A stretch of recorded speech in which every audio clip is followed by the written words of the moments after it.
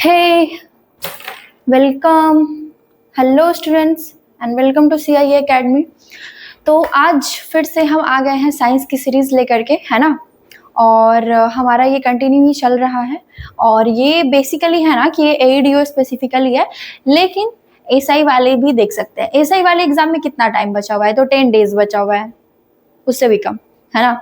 तो अब इन दिनों में आपको क्या करना चाहिए? तो इन दिनों में आपको वीडियोस देख के रिवीजन करना चाहिए, इसके अलावा कुछ नहीं करना चाहिए। इन दिनों में बस आपको अपने नोट्स पढ़ने चाहिए, कहीं मत आओ जाओ, किसी से बात मत करो, सबका नंबर ब्लॉक कर दो, सबका, कोई भी हो। जितनी गंदी तरीके से बात कर सकते हो ना दोस्त लोग से या फिर जिससे भी जो तुमको डिस्ट्रैक्ट कर रहा है, जो तुम्हारा टाइम वेस्ट करना चाहता है, उससे बहुत गंदी तरीके से बात करो और करके और ब्लॉक कर दो। फिर जब एग्जाम वगैरह हो जाएगा, सब कुछ हो जाएगा, तब उसको बोल देना सॉरी एंड ऑल बोल के ठंडा कर देना, ठीक है, मैनेज हो जाएगा, उतना चलता है ना। तो चलो स्टार्ट करते हैं, बकवास नहीं करते हैं और स्टार्ट करते हैं। थोड़ी बकवास कर लेते हैं क्योंकि बकवास करना भी सेहत के लिए अच्छा होता है। चलो पहला क्वेश्चन क्या है? आज हम ना स्टमक के बारे में देखेंगे, है ना, स्टमक से रिलेटेड चीजों को पढ़ेंगे। एक तो मेरा ये डेस्क यहाँ से यहाँ आ गया, बहुत परेशानी हो रही है मुझे, लेकिन कोई बात नहीं है। और खांसी होने ठीक होने का नाम नहीं ले रही है, तो मुझे ऐसा लग रहा है कि जब तक ये ठंड रहेगी तब तक मेरी खांसी भी रहेगी। छोड़ो, क्वेश्चन देखो। Which part of the stomach is directly connected to the esophagus? यानी कि अमाशय का कौन सा भाग सीधे ग्रास नली यानी एसोफेगस से जुड़ा होता है? मतलब जो हमारा एसोफेगस होता है, तो जो स्टमक होता है उसका कौन सा पार्ट होता है जो डायरेक्ट एसोफेगस से जुड़ा हुआ होता है? तो एक तो आपका पहला फंडस है, फिर क्या है, पाइलोरस है, दूसरा क्या है, कार्डियक है, और चौथा क्या है, बॉडी। तो बॉडी तो होल बॉडी, बॉडी क्या, बॉडी वाला ऑप्शन ऐसे ही गलत हो जा रहा है। अब ये तीनों जो है वो ऑर्गन्स के पार्ट्स है, तो इस पे आपको बताना है क्या हो जाएगा। फंडस, पाइलोरस और कार्डियक क्या हो जाएगा इनमें से? तो इसका जो आंसर हो जाएगा वो हो जाएगा कार्डियक। कार्डियक क्यों हो जाएगा? Because the cardiac part is the region where the oesophagus opens into the stomach. तो कार्डियक ऐसा पार्ट है जहाँ पे जो एसोफेगस होता है वो खुलता है स्टमक में, पेट में, है ना। यानी कि कार्डियक भाग वह क्षेत्र है जहाँ ग्रास नली अमाशय से खुलती है, ओपन होती है। ओके, ये क्वेश्चन देखो। The folds present in the empty stomach are known as. जो फोल्ड्स प्रेजेंट होते हैं, the folds present in the empty stomach are known as, यानी कि खाली अमाशय में मौजूद परतों, फोल्ड्स को क्या कहा जाता है? विली, रुगे, एल्वेओली या microvilli? Which one? The folds present in the empty stomach are known as empty stomach, है ना। The folds present in the empty stomach are known as। तो जब हम कुछ नहीं खाए हुए होते हैं तो empty यानी क्या होता है? खाली, है ना। खाली अमाशय में क्या मौजूद होता है? तो रुगी जो होता है वो मौजूद होता है जब हमारा पेट क्या होता है? खाली होता है। Rugae are mucosal folds that are allow the stomach to expand, है ना, expand when food enters, है ना। यानी कि रुगी श्लेष्म परतें हैं जो भोजन आने पर अमाशय, है ना, अमाशय को फैलने में मदद करती है, यानी पेट को, है ना, फैलने में मदद करती है। तो जब हमारा पेट एम्प्टी होता है यानी खाली होता है, तो वहाँ क्या मौजूद होता है? तो रुगे मौजूद होता है, ठीक है। चलो ये बताओ, identify the specific sales of the पढ़ो क्वेश्चन, पढ़ो तो।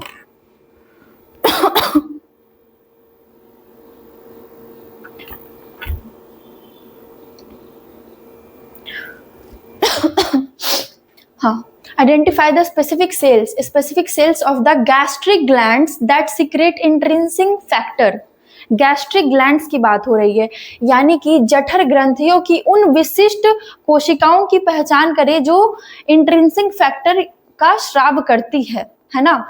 Specific sales of the gastric glands that secret intrinsic factors, तो क्या हो जाएगा? चीफ सेल्स यानी मुख्य कोशिकाएं, पैरिएटल सेल्स यानी कि पार्श्वीय पैराइटल कोशिकाएं, म्यूकस नेक सेल्स यानी कि म्यूकस नेक कोशिकाएं, या पेप्टिक सेल्स, विच वन?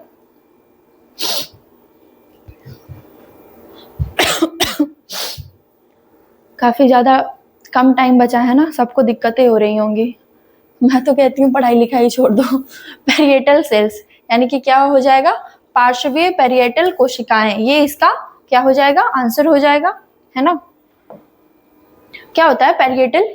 ये तो ऑक्सीनेटिक सेल्स है जो कि सिक्रेट करता है HCl, hydrochloric acid and intrinsic factor, जैसे essential for vitamin B12 absorption.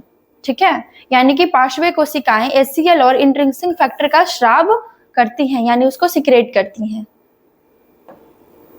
In which layer of the stomach wall are gastric glands located? ये बहुत अच्छा क्वेश्चन है। ये बहुत अच्छा क्वेश्चन है कि कौन से, क्या है क्वेश्चन देखो, कि which layer of the stomach wall are gastric glands located, यानी कि गैस्ट्रिक जो ग्लैंड्स होते हैं वो पेट के किन हिस्सों में पाए जाते हैं, यानी कि अमाशय की दीवारों की किस परत में जठर ग्रंथियां स्थित होती है। जठर ग्रंथियां यानी कि क्या हो गया? गैस्ट्रिक ग्लैंड्स की बात की जा रही है, अमाशय की दीवार की किस परत में?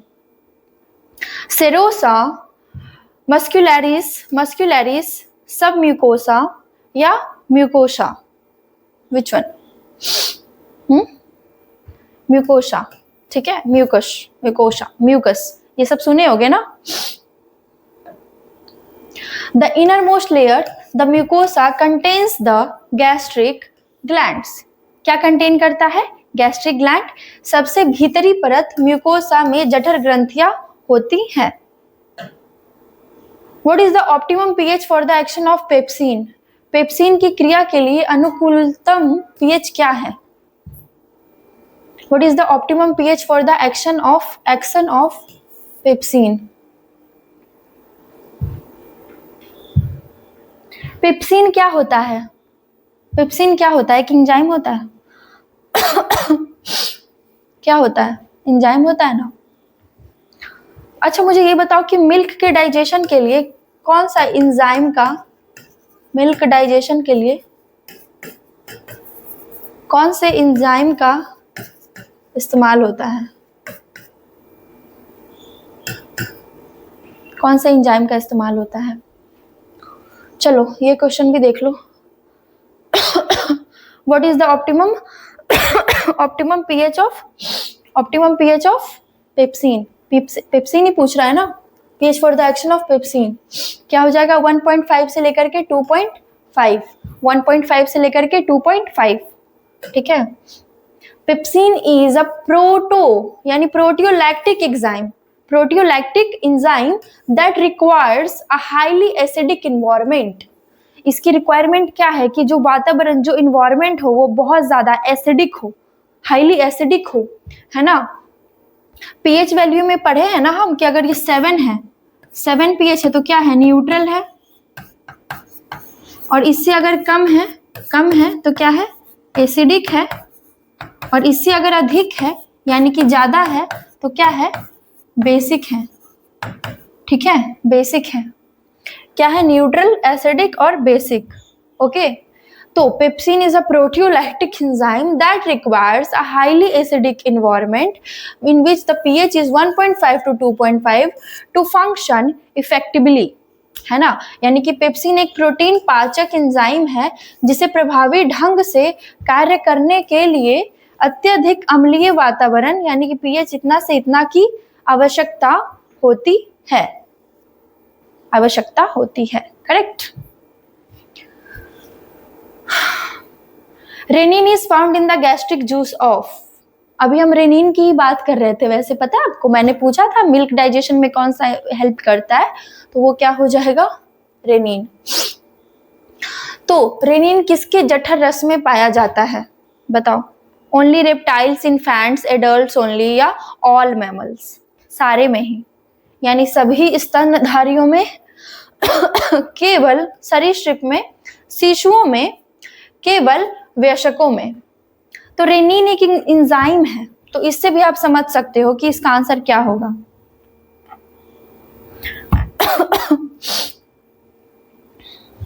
रेनिन मिल्क डाइजेशन के लिए बेसिकली यूज किया जाता है। तो मिल्क किसको मिलता है ज्यादा? इन्फेंट्स को, शिशुओं को, है ना। तो क्या हो जाएगा? इन्फेंट्स हो जाएंगे, जो छोटे से बच्चे होते हैं। तो इन्फेंट्स यानी कि रेनिन उनको मिलता है। और रेनिन क्या है? एक काइमोसिन है, is present in the infants to help digest milk protein. Milk it's a kind of protein, है ना, जिसका नाम क्या है? कैसिन।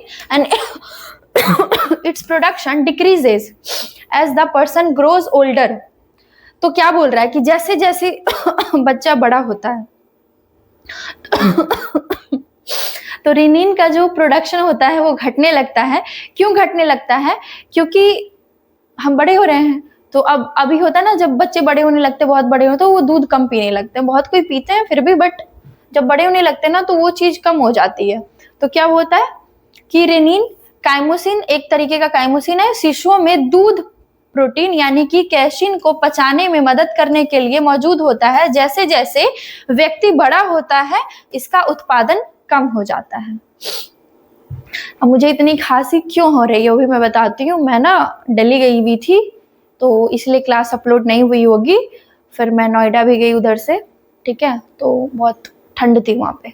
ऐसे जो बोलते ना लोग कि पॉल्यूशन का हाल बहुत वहाँ पे है, दिस दैट, वैसा मुझे फील तो नहीं हुआ, क्योंकि मैं सोची थी कि मैं जाऊंगी, मुझे मास्क लगाने की जरूरत पड़ेगी, मुझे ऐसे घूमना पड़ेगा, लेकिन वैसा कुछ हुआ नहीं। मुझे एक भैया मिले जो मतलब मस्त एकदम चाट पकौड़ी पानी पूरी ये सब खिला रहे थे, ठीक है। तो अब लड़की हूँ तो थोड़ा तो मन करेगा खाने का, तो मैं गई खाने के लिए। मैंने उनसे पूछा भी, मैं वो वीडियो ना मतलब मेरे इंस्टा पे आपको मिल सकती है वैसे, ठीक है। तो मैंने उनसे पूछा भी कि भैया कैसे खिलाते हो और पॉल्यूशन का क्या हाल है। तो उन्होंने बोला यहाँ तो पॉल्यूशन कुछ नहीं, normal.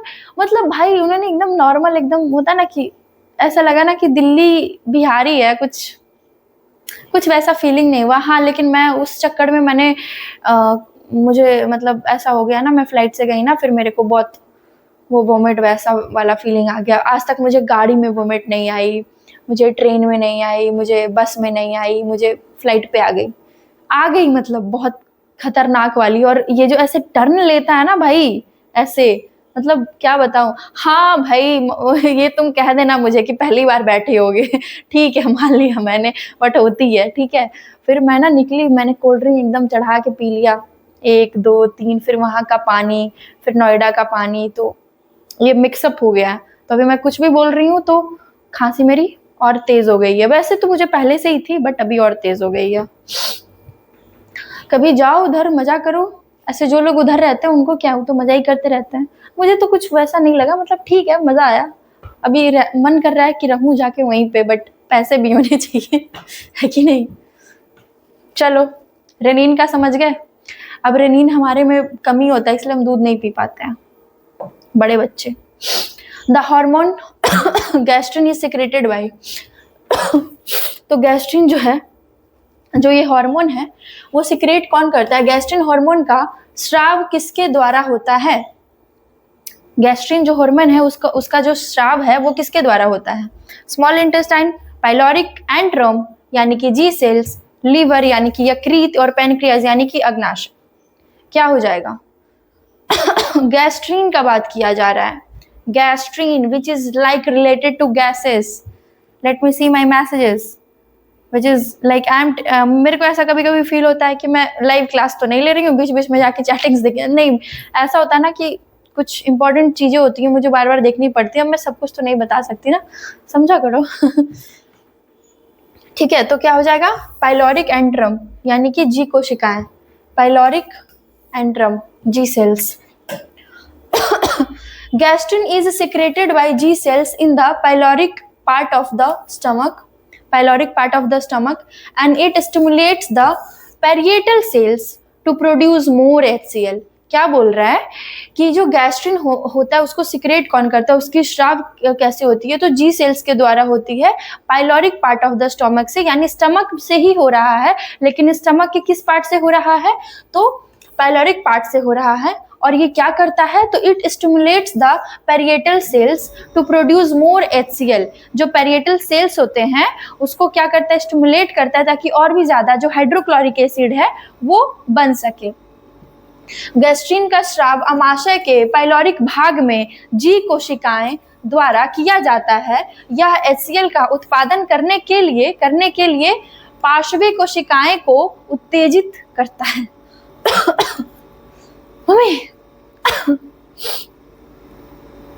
Hydrochloric acid HCl in the stomach converts, क्या है ये अमाशय में हाइड्रोक्लोरिक अम्ल HCl का क्या परिवर्तित करता है, pepsin to pepsinogen, pepsinogen to pepsin, protein to amino acids या कैसीन टू पैराकेसिन। अब इसको हिंदी में क्या बोली, सीमी तो नाम है, तुम लोग का एक और टेंट्रम रहता है हिंदी इंग्लिश का, पता नहीं क्यों।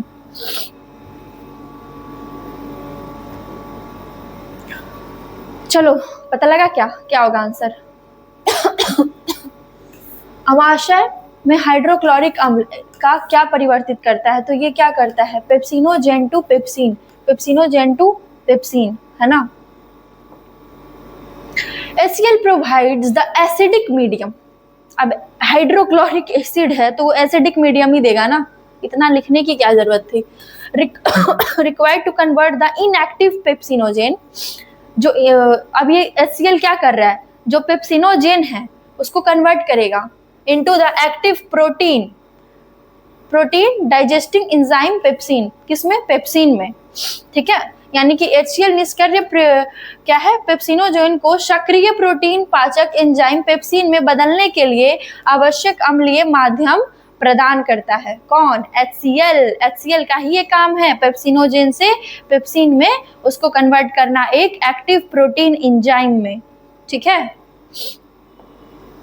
चलो, the semi digested acidic food in the stomach is called, यानी कि अमाशय में अर्धपाचित अम्लीय भोजन को क्या कहा जाता है, सेमी डाइजेस्टेड फूड, यानी कि जो खाना है उसका डाइजेशन अच्छे से नहीं हुआ है, सेमी डाइजेस्टेड फूड यानी आधा डाइजेशन हुआ है आधा नहीं हुआ है, तो उसको क्या कहेंगे, एसिडिक फूड है वो इन द स्टमक, तो उसको क्या कहेंगे, काइम, काइल, बोलस, या क्या है ये क्या है ये, सकस एंट्रिकस, क्या कहेंगे। तो जो सेमी डाइजेस्टेड फूड होते हैं ना, मतलब जो अच्छे से जिसकी पाचन नहीं हुई है उसको हम कहते हैं काइम। क्या कहते हैं, काइम। जो बोलस होता है, जो हमारे मुंह में जब खाना होता है ना उसको हम चबा रहे होते हैं, तो वो जो खाना बनता है वो बोलस कहलाता है। माउथ की बात हो रही है। When food mixes with gastric juice and becomes a semi-fluid acidic mass, it is called chyme। तो जब ये बोलस एंटर करता है हमारे यहाँ एसोफेगस ऐसे फूड पाइप में, फिर ये स्टमक में जाता है, जब ये एसिडिक जूसेस से मिलता है, like HCl and all acidic juices से मिलता है, तो जो ये सेमी डाइजेशन इसका होता है, मतलब अच्छे से डाइजेस्ट नहीं हुआ है, अभी और डाइजेस्ट होना बचा है, तो इसका नाम क्या कहलाता है उस वक्त, तो इसका नाम कहलाता है काइम, ठीक है। Which of the following is not a function of HCl in the stomach? निम्नलिखित में से कौन सा अमाशय में HCl का कार्य नहीं है, किलिंग बैक्टीरिया, जीवाणुओं को मारना, एक्टिवेटिंग पेप्सिनोजेन को सक्रिय करना, इमल्सिफिकेशन ऑफ फैट्स, वसा का पाइसीकरण, सॉफ्टनिंग ऑफ हार्ड फूड यानी कठोर भोजन को नरम करना। Which of the following is not a function of HCl? HCl का कौन सा काम नहीं है, आओ, हार्ड फूड को सॉफ्ट करना, पेप्सिन क्या है भाई, बहुत खांसी आ रही है, तुम लोग को भी इरिटेशन हो रहा होगा ना, क्या है, किलिंग बैक्टीरिया, जीवाणुओं को मरना, एक्टिवेटिंग पेप्सिनोजेन को सक्रिय करना, है ना। क्या हो जाएगा, इमल्सिफिकेशन ऑफ फैट्स वाला जो काम है इसका है क्या, HCl का काम है फैट वाला, हाँ, ये इसका काम नहीं है, वसा का पाइसीकरण इसका काम नहीं है। Emulsification is the break down, emulsification का मतलब क्या होता है, तोड़ देना, ब्रेक डाउन, है ना। of large fat globules into smaller ones, which is performed by bile salts, and bile juice is secreted by liver, bile salts in the small intestine. Okay and पाइसीकरण बड़ी वसा की बूंदों का छोटी बूंदों में टूटना है, जो छोटी आंत में पित्त लवण यानी बाइल सॉल्ट्स द्वारा किया जाता है। Digestion of the which nutrient start significantly in the stomach, कौन से न्यूट्रिएंट का जो डाइजेशन है यानी कि पाचन है जो कि पेट से ही शुरू हो जाता है, ये स्टमक से, किस पोषक तत्व का पाचन मुख्य रूप से अमाशय में ही शुरू हो जाता है? Carbohydrate, fat, protein, vitamin. क्या हो जाएगा? क्या हो जाएगा? कार्बोहाइड्रेट्स, फैट्स, विटामिन क्या है? विटामिन है ना, विटामिन, प्रोटीन। क्या हो जाएगा? पेप्सिन, पेप्सिनोजन क्या करता है? ये सब एंजाइम्स क्या करता है? प्रोटीन हो जाएगा, ठीक है, digestion of protein. While carbohydrate digestion starts in the mouth, carbohydrate जो है उसका डाइजेशन हमारे मुंह से ही शुरू हो जाता है ना, पता ही होगा। Protein digestion primarily begins in the stomach, तो जो प्रोटीन का जो डाइजेशन है वो पेट से शुरू होता है, स्टमक से शुरू होता है, due to the action of pepsin, जो मैंने अभी आपको बोला था। अच्छा, हमने पढ़ा था पेप्सिनोजोन जो है उसको पेप्सिन में कन्वर्ट करने का किसका काम है और किस मीडियम में होता है, बताओ? अभी जस्ट हमने पढ़ा है। चलो इसका हिंदी देख लेते हैं। जबकि कार्बोहाइड्रेट का पाचन मुंह में शुरू होता है, पेप्सिन की क्रिया के कारण प्रोटीन का पाचन मुख्य रूप से अमाशय में शुरू होता है। Which nerve stimulates gastric secretion and motility? कौन सी तंत्रिका जठर स्राव और गतिशीलता को उत्तेजित करती है? Optic nerve, vagus nerve, sciatic nerve या olfactory nerve? Which one? Optic तंत्रिका, वेगस तंत्रिका, साइटिक तंत्रिका या घ्राण तंत्रिका? Which nerve stimulates gastric secretion and motility?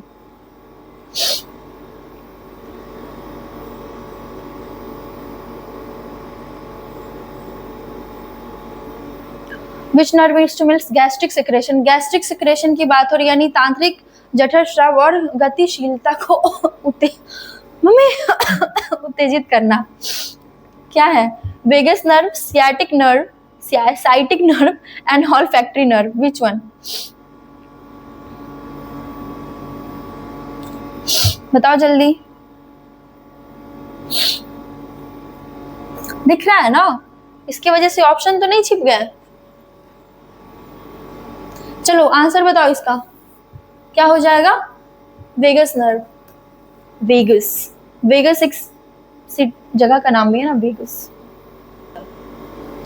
The vagus nerve is the 10th cranial nerve that carries parasympathetic signals to the stomach to increase digestion activity.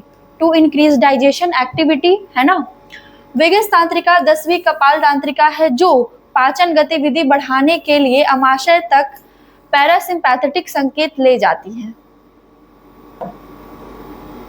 The bacterium Helicobacter pylori is known to cause, क्या है? Helicobacter pylori bacteria क्या उत्पन्न करने के लिए जाना जाता है? टाइफॉइड, गैस्ट्रिक अल्सर्स, हेपेटाइटिस या डाइजेंट्री? बैक्टीरियम है, क्या नाम है इसका? Helicobacter pylori. Helicobacter pylori bacteria क्या उत्पन्न करने के लिए जाना जाता है? क्या कर रहा है ये? किस चीज की बीमारी दे रहा है ये? बताओ।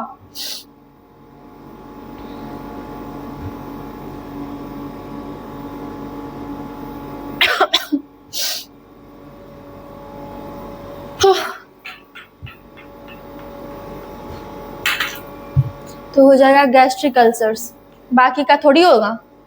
हेपेटाइटिस का पता ही है, डाइजेंट्री का पता ही है, टाइफाइड का पता है, उसका क्या होता है? समथिंग लाइक टाइफाइड, है ना। इसका क्या हो जाएगा? गैस्ट्रिक अल्सर्स, जठर ulcers. H. pylori bacteria weaken the protective mucus layer of the stomach, allowing acid to damage the underlying tissues leading to ulcers. H pylori bacteria अमाशय की सुरक्षात्मक म्यूकस परत को कमजोर कर देते हैं, जिससे अम्ल नीचे के ऊतकों को नुकसान पहुंचाता है और अल्सर बन जाता है। एक काम करते हैं, कल के लिए रखते हैं और क्वेश्चंस। थोड़ी सी मुझे बात करनी है, वो कर लेते हैं पहले। क्यों? क्योंकि ये भी ज़रूरी है, ठीक है। सब कुछ ज़रूरी होता है, तुमको जितना मतलब चाहिए ना वो तो तुम्हें मिल ही रहा है, और भी चीज़ें ज़रूरी हैं। तो जैसे कि हमने ये देखा क्वेश्चंस, ठीक है, तो हम चाह रहे हैं कि थोड़ा इस पे और डिस्कशन हो जाए। तो आज हमने स्टमक के बारे में देखा, तो अब हम कल क्या करेंगे ना, digestive system, respiratory system, circulatory system, और क्या है, एक्सक्रिएटरी सिस्टम, जितने भी सिस्टम है वो सिस्टम को हैंग कर देंगे सिस्टम में रहने का। तो उसको वो सारा ही हम डायग्राम के थ्रू भी समझने की कोशिश करेंगे, तो वो मैं करने वाली हूँ। और बाकी ना तुम लोग कमेंट किया करो ना कि और क्या करना चाहिए, लाइक और कौन से चैप्टर्स पे और क्या चीज़ें होनी चाहिए, कैसे होनी चाहिए, वो तुम लोग कमेंट करो। तो तुम लोग करते नहीं हो, वो तुम लोग को करना चाहिए। और एग्ज़ाम बहुत नज़दीक है, जो एसआई का एग्ज़ाम दे रहे हैं उनके लिए। लेकिन बाकी जो यूपीएससी के लिए प्रिपेयर कर रहे हैं, बीपीएससी नेक्स्ट के लिए प्रिपेयर कर रहे हैं, और एडीओ के लिए प्रिपेयर कर रहे हैं, और भी क्या एग्ज़ाम है, सीजीएल के लिए प्रिपेयर कर रहे हैं, तो उनका है ना कि वो अभी जिन चीज़ों में वो वीक हैं, कमज़ोर हैं, उसको ठीक करने का समय है। क्योंकि बाद में आपको समय नहीं मिलेगा, बाद में तो जो आपका ठीक है उसको भी रिवीजन करना पड़ेगा ना, तो बाद में तो समय मिलेगा नहीं। तो ये कर लो। और इकोनॉमिक्स की भी मैं शुरू करने वाली हूँ, बट वो हमारे ऐप पे होने वाली है, और लैंग्वेज पेपर तो चल ही रहा है, और एक ना करंट अफेयर्स पे भी लाऊंगी, ठीक है। तो वो वाला भी वेट करना आप देखने के लिए। और इस चीज़ के लिए भी कमेंट करना ना कि लाइव क्लासेस होनी चाहिए कि नहीं, क्योंकि मैं चाह रही हूँ कि मैं लाइव क्लासेस लूँ। अब इसलिए मैं लेना चाह रही हूँ ना, बिकॉज लाइव क्लासेस में ना डिस्कशन बहुत अच्छा होता है। लाइक मैं आपसे जुड़ पाऊंगी ना, आपकी बातें सुन पाऊंगी, आप क्या बोल रहे हो क्या नहीं, और एट द टाइम जो क्वेश्चन चल रहा है उस पर क्या बोलना चाहते हो, उस पर आपका क्या, और क्या आप जानते हो, क्या आपको समझ में आ रहा है। तो वो चीज़ें ना इंटरेस्टिंग हो जाएगी आपके लिए भी और हमारे लिए भी, करेक्ट।